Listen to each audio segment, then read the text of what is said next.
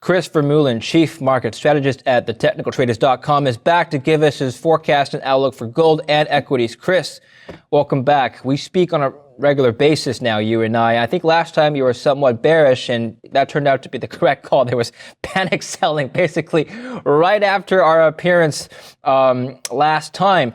But look what the price is at now for gold. It's had a nice recovery, hasn't it? You were telling me offline we've kind of reached a bottom. So tell us about that.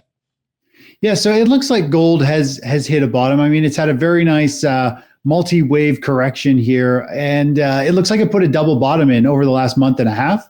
The type of buying we're seeing right now, we saw a little bit of some panic a few weeks ago, but it got followed up with a big wave of buying. We got some good volume coming on, and we're seeing gold miners really starting to kind of lead the pack and silver miners to the upside, which is a really good sign for gold. Now, I think gold's put in a bottom. It feels like it. The charts look like it, but really we're not confirmed from a technical standpoint that the charts are actually, or the trend is now up. There's a lot of work to be done. And when we actually look at this chart, you can kind of get the feel for that. And when you say it's reached a bottom, that could mean a number of things. It doesn't necessarily mean it has to go up. It could move sideways from here, right? Exactly. So if we look at this chart, for example, we've got the green trend line here, the moving average, which is the 200-day moving average. The blue one is the 50-day. And of course, basic long-term investing kind of tactic is you want a golden cross, which is when the 50-day moving averages crosses above the 200-day, and you want the price of gold above that as well. And of course, that's when you get a nice, strong kind of bull market run. And this year we've had the death cross, which is the 50-day crossing below the 200-day. Price is below it as well. And we're stuck. We're well underneath that. There's a lot of work to be done here. So even though I think gold is put in a double bottom here, it could take a long time to really work itself up. It may rally up here and chop around and build some type of base. Eventually it'll break out and we're going to see the next big run. But based on this, there's still probably a few months, several months of higher to sideways prices before everything kind of goes back up and we get that, that golden cross and in price favorable of another bull market leg higher. Okay, can you just go back to that chart real quick, Chris? Perfect. So the blue line is the 50-day moving average. If it were to move up in that direction, like you said, wouldn't the green line, the 200-day, also move in the same direction? Wouldn't that make it even harder for those lines to cross? It would to some extent, but the 200-day moving average is delayed. It takes 200 data points to create that. So the 50-day only tracking the last 50 days. So it moves up a lot quicker than the 200-day. So it'll definitely outpace it, very quickly and be able to gain ground on it. Could you approximate, based on the charts, at around what level we could see that golden cross?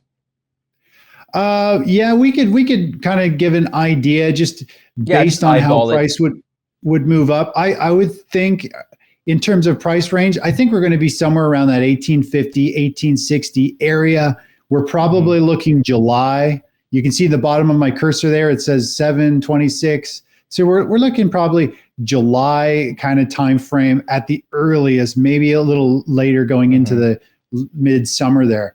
So I think there's still a lot of time for this big pattern. I mean, we're looking at a massive bull flag here in gold, and nothing, happens right away. It's got to mature. It's got to move this downward momentum to a sideways pattern, start to move higher, and then, it'll be off to the races. And that's when I think we're going to see, gold miners and things like that really explode and take off. And I think the US dollar could actually break down from a multi-year kind of topping phase and have a huge collapse. And I think that's going to kind of coincide, I think, with the next major leg up in the precious metal sector.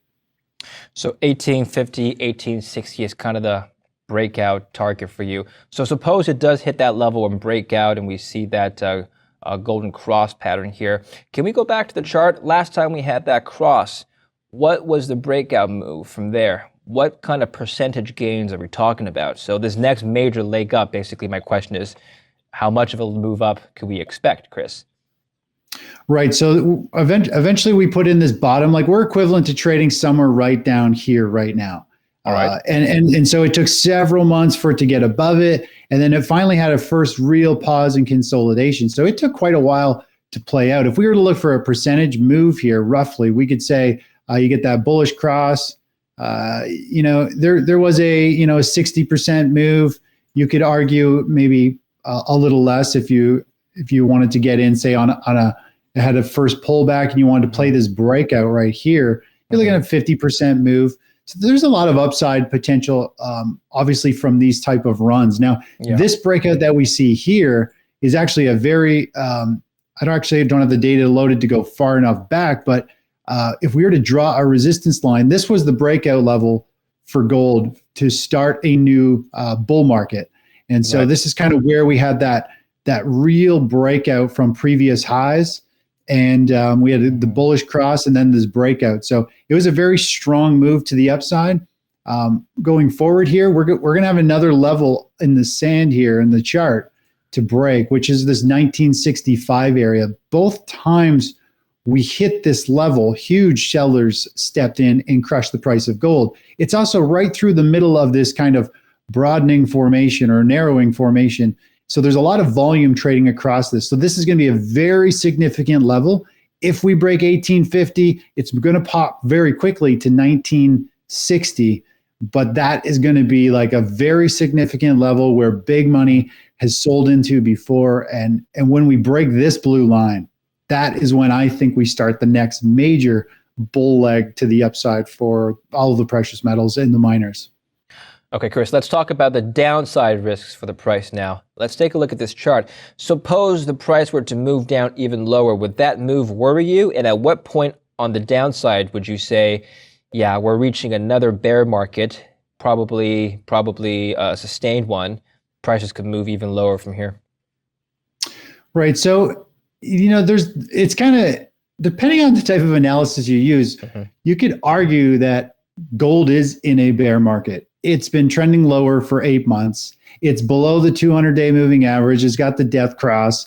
Technically, it is in a bear market, but when we look at the overall picture going back to 2011, the breakout, we're actually in like a 5 to 10 year super cycle. So this is like a little bear market within, I think, the new super cycle in precious metals. So, from a chart standpoint, it's way off the highs. It is in a, somewhat of a bear market, but it's within a big mega super cycle up. So if we look at this and we're looking at the downside price action, we could use Fibonacci extensions to get an idea of where the next low will be. And it's pretty far down here. This is where it had a very clear run to the downside. This is where it found support. And depending where it bounces here, that green line at the bottom of the chart that says around 1500, that's the downside potential at this point. So if it rallies back up to the 200-day, you can see how that green level comes back, comes higher. But if we break down from here, we could move down to 1500, and that would be a pretty ugly move on this chart. That would flush this market out. We'd see something very probably sharp, and it would probably be something where we have a knee-jerk reaction out of it, much like we saw back over here during COVID. This would be like one massive flush out that spooks all the precious metals market, all the traders. And so it wouldn't be that great. I mean, I don't really want to see that. If we were to zoom back on the chart a little bit, the big breakout level on gold was around this 1367 area. I don't think it'll get back down there, but at this point, there is potential for it to drop to 1500. Okay. So, I mean, that is the downside risk. Let's talk about the equities markets now. The stocks have been moving upwards ever since the COVID pandemic hit last March. If you take a look at the gold chart now, the S&P 500 as well, you pull that up. So, if you just take a look at this December, for example, the direction has been unambiguously up from the December level. The same cannot be said for gold. So I have to say that in the longer term, 6-month, multi-month basis, they have been moving in opposite directions, which one would expect for a safe haven asset. Now, do you see this pattern continuing, or can this reverse and potentially they start moving in the same direction on a multi-month basis? What do you think, Chris? Right. So I think there's a lot going on here. I think we're going to see a time here where gold and miners start to shine. So I think the stock market is a little overdone to the upside. We are starting to see big money rotate into the defensive plays. Like we're seeing gold and miners perform very well. We're seeing utilities perform exceptionally well. Bonds are putting in a bottom. Consumer staples, which everyone needs, are starting to outperform. And so is healthcare. So we're starting to see all those defensive sectors starting to pick up speed and outpace the stock market in general. And when that happens, that usually means fear is starting to climb, and the stock market's probably going to start to reverse and trade sideways or lower. And this is when precious metals start to shine. This is where gold and miners take the lead, and they can run and become the leading sector for usually 1 to 3 months. They can have a very strong move. And then when they top out, that's usually also when the stock market actually has a more significant breakdown, and they both collapse together. Because as you and I have talked before, the stock or gold likes to go up when people are a little bit worried and they're concerned. But when there's panic selling in the stock market, people liquidate everything, including gold and silver and miners. And so I think there will be a time when they get hit. But right now, I think we're coming into that perfect storm where precious metals and miners are going to be seen as a leading sector. They're on the verge of, getting traction and starting a new uptrend.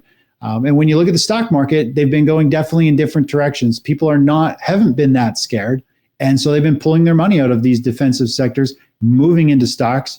But that's changed in the last 2 weeks. We're starting to see these defensive sectors firm up, put in bottoms, or start to rally to new highs. And that's a good sign for metals. It's a bad sign for the stock market.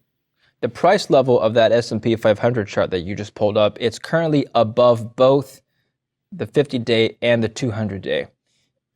Is that a sign of concern for you? I mean, it's been doing that for quite some time. But if I were to look at, let's say, the March lows, for example, of 2020, the price shot down way below the moving averages. And so that, to me, is an oversold indicator. Is this now where we are currently? Is that an overbought indicator, or am I reading it wrong, Chris? I wouldn't say it's an overbought indicator, but I can tell you from looking at all the technicals, the intermarket analysis, how all these other assets and commodities are moving, where the market was right here, right through this whole patch here, and right where we are now going forward. This is the same market setup that we've seen over and over again. This is when we see gold and miners start to do really well, utilities, bonds, they start to outperform. Same over here as well. When all those start to do that, and the stock market's just been doing this grind higher and just keeps going up and up and up, it's not a good sign. And I've been talking with subscribers over the last week saying, listen, guys, we're probably going to see a 3 or 4% correction in this stock market. It's perfectly normal. And what we're actually looking at, if we were to zoom into this price action, you can actually see it. Last time we got here, we're a little overextended, and we are on the verge of having one of these type of pullbacks where the market rallied up. This one was on news with the election. You get some of these pullbacks here where you see a drop of 2-3%. It's enough to spook most people out of this market. And so we're into this point here where we should be seeing a 2 or 3%, and this is just the start of it. So this is perfectly normal. We need a pullback in this market. If the stock market keeps going up and picks up speed and goes even faster, kind of like what we saw over here in last year in August, September, where it breaks free and just starts to run higher like a euphoric stage, everyone chases it. If we start to see this, it's going to end up into a multi-month consolidation versus a quick, 1 week or 3-day pullback. So hopefully we just see a little pullback over the next 3 or 4 days. The market starts to see some fear. They get spooked. They kind of liquidate positions. That's what we're seeing today. The VIX is up 10%. There's no panic in the market because gold's moving up. So this is a good scenario that's happening. This is cleansing the stock market so it can go higher. And hopefully this just doesn't turn into a big bout of panic sell-off and everything collapses. So, can you just clarify and elaborate on these 3 time periods that you've circled now, Chris? What do they have in common exactly for those of us who aren't chart experts? I explain the similarities in the pattern. Right. Okay. So if we take a look at the SP 500, you can see how it rallied during this time frame over here. If we were to go and say look at utilities for the same time frame, look how utilities broke out of a resistance level and exploded higher. And when utilities outperform the stock market, big money is getting very defensive. They're going into dividend paying stocks, something that's going to be needed no matter what happens if there's a stock market crash or recession. Well, we've seen the same thing over here. We had a huge breakout. Utilities are on fire, crushing the stock market returns. That's not a good sign. If we go and we look at the chart of bonds, let's take a quick chart. I'm going to zoom out a bit on bonds here, but bonds had pulled back for a long time. And at that exact same time frame when the stock market was at that level, bonds had this huge, super strong move, actually outperformed the stock market. Well, we've had this huge oversold move here. We've kind of started to break across. We've broken one high here. We broke this high here. And right now we're flirting with this 50-day moving average. And if bonds break above the 50-day and really start to extend, that's going to be another warning indicator that big money is moving out of stocks. They're moving into defensive plays. They're getting into bonds. And if the stock market does crash, we're going to see bonds have another strong pop. So there's a whole bunch of these consumer staples and other things, even currencies move uniquely in certain situations. So that's what's kind of repeating on the charts. Money's flowing into these sectors during these like circled areas on the charts. And it's just kind of screaming, something fishy is about to happen. Final question on this chart pattern now, Chris. Every time it's corrected 3, 4, even 5%, it's bounced back up to new highs. So could you expect the same thing to happen this time? I think so. I think the stock market still has potentially got a long ways to go. I mean, it's just being kind of fed money. This will be just kind of a shakeout in the market, kind of get people up out of the market and reset it. So, I mean, I don't know how big of a correction this is going to be. I'm hoping it'll be down to the 50-day moving average, somewhere in there, 4 or 5%.